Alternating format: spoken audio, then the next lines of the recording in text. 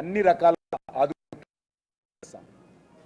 కాబట్టి దీంట్లో ఏ రకమైనటువంటి రాజకీయాలు నేను ఇక్కడ మాట్లాడదలుచుకోలేదు. ఈరోజు ఒక మంచి కార్యక్రమం, నేను మంత్రి అయిన తర్వాత మొదటి కార్యక్రమం మన హైదరాబాద్లో పెట్టుకోవాలి. నేను హైదరాబాద్ సంబంధించినటువంటి వ్యక్తిని, తెలంగాణ బిడ్డననే ఉద్దేశంతో గత 9 కార్యక్రమాలు, ఈ రకమైన కార్యక్రమాలు ఢిల్లీలో జరిగితే మా అధికారులందరూ కూడా హైదరాబాద్లో పెట్టాలనేటువంటి అక్బంతో వాళ్ళని ఒప్పించి ఇక్కడ పెట్టుకున్నాం. కాబట్టి ఒక మంచి కార్యక్రమం స్టార్ట్ చేశాం.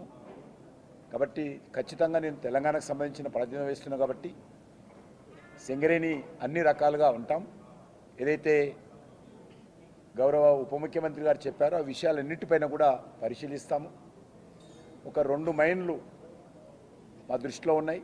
ఇమ్మీడియట్గా మరి నైని ప్రాజెక్ట్ ఏదైతే ఉన్నదో ఒరిస్సాలో 2015 నుంచి అది పెండింగ్లో ఉంది. దానికి సంబంధించి ఒక అడుగు కూడా ముందు కదలలేదు. దానికి సంబంధించి వెంటనే ఇప్పుడు అక్కడ బీజేపీ ప్రభుత్వం అధికారంలోకి వచ్చింది. కాబట్టి నేను కూడా చొరవ తీసుకొని అక్కడ ముఖ్యమంత్రి గారితో మాట్లాడి ఆ ప్రాజెక్టు మనకు ప్రొడక్షన్కి వచ్చినట్లయితే చాలా సమస్యలు పరిష్కారం అవుతాయి. ఈరోజు 15% ప్రొడక్షన్ అక్కడి నుంచే ఈరోజు సింగరేణి తెచ్చుకోవచ్చు. అదేవిధంగా కొన్ని విషయాలు కూడా మేము ఆలోచన చేస్తున్నాము. గౌరవ ప్రధానమంత్రి గారితో మాట్లాడి, ఎందుకంటే ఈరోజు అయితే కేంద్ర ప్రభుత్వం అవలంబిస్తుందో దేశమంతా కూడా అవి పిఎస్యూలు కానీ, కేంద్ర ప్రభుత్వ పిఎస్యూలు కానీ, రాష్ట్ర ప్రభుత్వ పిఎస్యూలు కానీ, లేకపోతే వివిధ మినరల్ కార్పొరేషన్స్ కానీ అన్నిటికీ ఒకే రకమైనటువంటి విధానం ఈరోజు అవలంబిస్తున్నాం. ఎవరికి ఇక్కడొక చట్టము, అక్కడొక చట్టము, ఇక్కడొక పాలసీ, అక్కడొక పాలసీ కాదు. అయినప్పటికీ కూడా సింగరేణి అది ఎవరిది కాదు, అది మనదే. కాబట్టి సింగరేణి కూడా అన్ని రకాలుగా మేము ఆదుకునేటువంటి ప్రయత్నం చేస్తాం.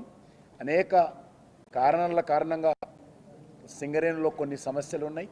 ఆ సమస్యలను కూడా అధిగమించడం కోసము తప్పకుండా మేము ఢిల్లీకి వెళ్ళిన తర్వాత నేను కూడా కొంత ఇంకా నేర్చుకోవాల్సింది ఉంది, తెలుసుకోవాల్సింది ఉంది, అవగాహన చేసుకోవాల్సింది. అవగాహన చేసుకున్న తర్వాత మా మంచి ఆఫీసర్స్, చాలా అనుభవం ఉన్నటువంటి ఆఫీసర్స్ ఉన్నారు. సింగరేణి విషయంలో గవర్నమెంట్ ఆఫ్ ఇండియాకి సంబంధించి మా సెక్రటరీ కానీ, మా అడిషనల్ సెక్రటరీ కానీ, మిగతా జాయింట్ సెక్రటరీస్ కానీ చాలా స్టడీ చేశారు. వాళ్ళకు పూర్తి స్థాయిలో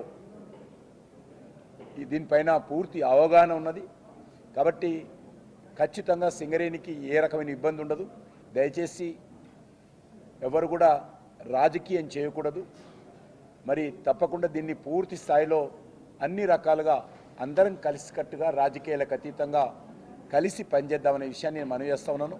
కొంతమేరకు ఆయన అడిగినటువంటి ప్రశ్నలకు నేను జవాబు చెప్పాను, ఇప్పుడు కొన్ని చెప్పాను. మళ్ళీ నేను 1-2 రోజుల్లో మరిన్ని వివరాలు, ఎందుకంటే కొంత గ్యాప్ ఇచ్చి మరిన్ని వివరాలతో చేస్తాం. కాబట్టి కార్మికులకు మాత్రం అస్యూరెన్స్ ఇస్తూ ఉన్నాం. కార్మికులు ఏ రకమైనటువంటి ఆందోళన చెందొద్దు. ఈరోజు ఎక్కడ కూడా సింగరేణి బ్లాకో, మరొక కంపెనీ బ్లాకో, మరొక కేంద్ర ప్రభుత్వ బ్లాకో ఏదైనా యాక్షన్ చేస్తే కేంద్రానికి ఏ రకమైనటువంటి రెవెన్యూ రాదు, ఆ రాష్ట్రాలకే వస్తుంది.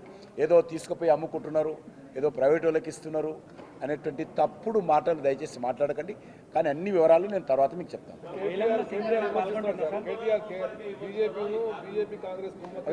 అవి చాలా రోజుల నుంచి అంటారు.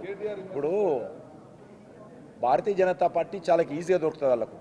కాంగ్రెస్ వాడు అంటాడు బీజేపీ బీఆర్ఎస్ ఒకటని, బీఆర్ఎస్ వాడు అంటాడు కాంగ్రెస్ బీజేపీ ఒకటని. కాబట్టి పొంతన లేనటువంటి మాటలు, అవగాహన లేనటువంటి మాటలు, రాజకీయపరమైనటువంటి మాటలు, వాటికి మీరు అడుగుతూ ఉంటే మేము జవాబు చెప్తా ఉంటే అడగటానికి లోకు అన్నట్టుంటుంది పరిస్థితి.